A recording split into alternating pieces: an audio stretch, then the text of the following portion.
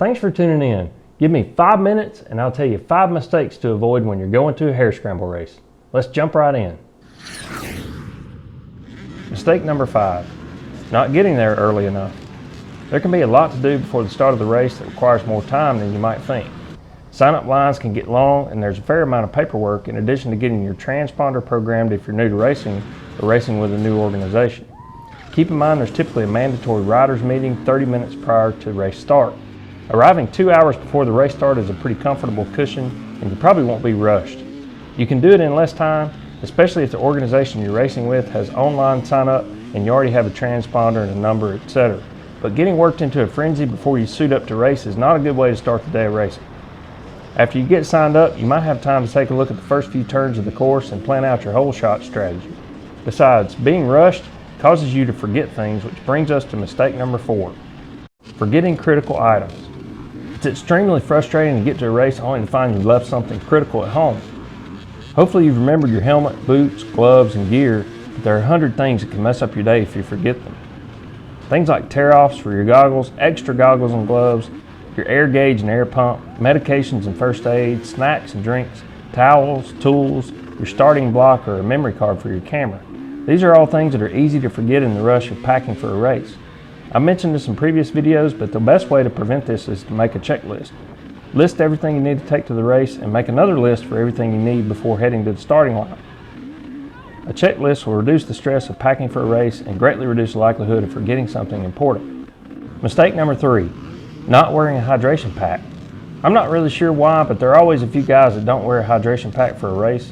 I guess they might not want the extra weight of the pack, or maybe they didn't make a checklist and forgot it at home. But you'll definitely need a hydration pack in a hare scramble.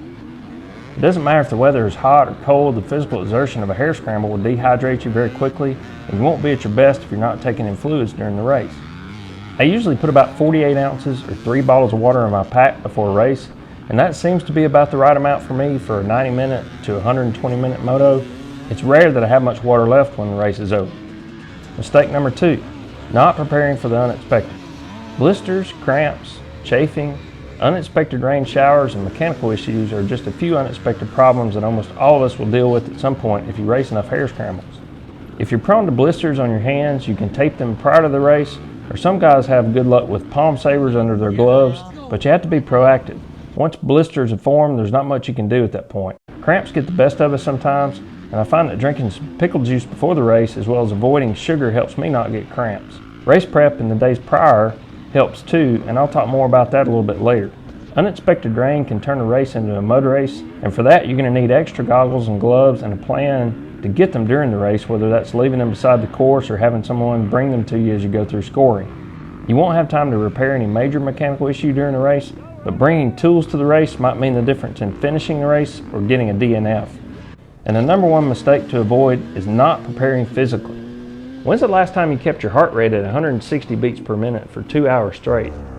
I've said before that racing in a 2-hour hare scramble is probably the physical exertion equivalent of running a half marathon for an average person. You can always tell the guys that haven't prepared physically for the race because you'll see them parked on the side of the course huffing and puffing and resting before they can go again. There are a lot of guys that work their way up to racing the entire race that way, and I'm not criticizing them.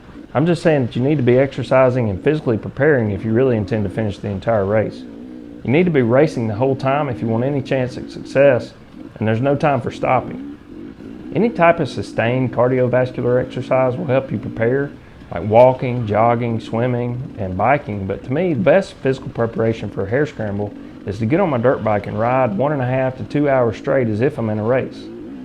That's by far the best way to understand how your body is going to react and how best to deal with the things that will inevitably happen to you in a race, like numb hands and the thigh cramp that makes you want to cry.